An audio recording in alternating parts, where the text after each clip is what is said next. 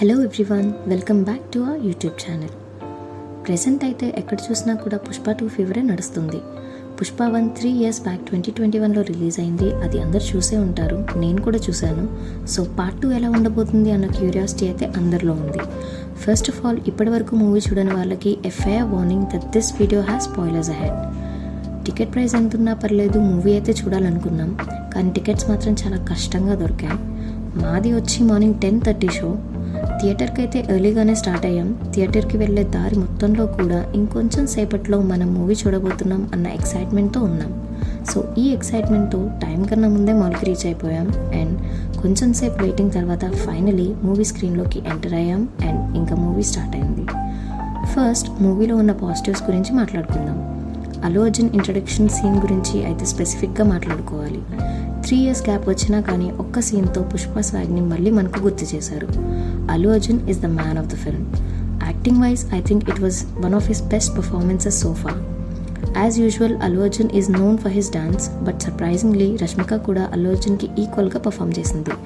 Definitely ఈ మూవీకి highlight scenes అయితే interval scene with Fahadh and జాతర సీన్. అండ్ ఆడియన్స్కి కనెక్ట్ అయ్యేలాగా మంచి ఫ్యామిలీ ఎమోషన్స్ అండ్ స్ట్రాంగ్ మెసేజ్తో అయితే ఉంది. In my opinion, the negative aspects of this film are Fahad Fazil, Jagpati Babu, Rao Ramesh and even Rashmika లాంటి star cast యొక్క పొటెన్షియల్ని 100% utilise చేసుకోలేకపోయారు అని నాకు అనిపించింది. ఎస్పెషలీ ఫహాద్. పార్ట్ 1 చూసిన వాళ్ళందరూ కూడా ఖచ్చితంగా పార్ట్ 2లో అల్లు అర్జున్ అండ్ ఫహాద్ మధ్య full head on tough fight ఉంటుందని ఎక్స్పెక్ట్ చేస్తారు. బట్ అంత strong portrayal or character building అయితే ఏం లేదు. ఫహాద్ క్యారెక్టర్ చాలా వీక్ అండ్ పవర్లెస్గా చూపించారు. ఇంకా చెప్పాలి అంటే తన క్యారెక్టర్ మెయిన్ విలన్ లాగా కాకుండా సైడ్ క్యారెక్టర్ లాగా ఉంది. అండ్ సెకండ్ వచ్చేసి week dialogues and writing.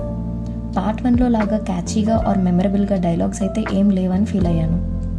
Movie చూస్తున్నంతసేపు next ఏం అవుతుంది అనే క్యూరియాసిటీని ఆడియన్స్లో కలిగించలేకపోయారు అని నా పర్సనల్ ఫీలింగ్.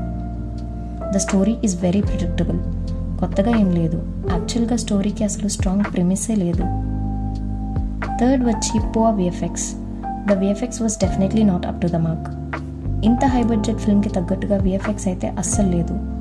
ఎస్పెషల్లీ సూసేకి సాంగ్లో ఆ ఎలిఫెంట్ అండ్ క్లైమాక్స్లో వాళ్ళు ఉన్న location and also the helicopter నాకైతే కార్టూన్స్ లాగానే అనిపించాయి. ఫైట్ కొరియోగ్రఫీ బాగుంది, బట్ చాలా ప్లేసెస్లో ఎగ్జిక్యూషన్ కనిపిస్తుంది.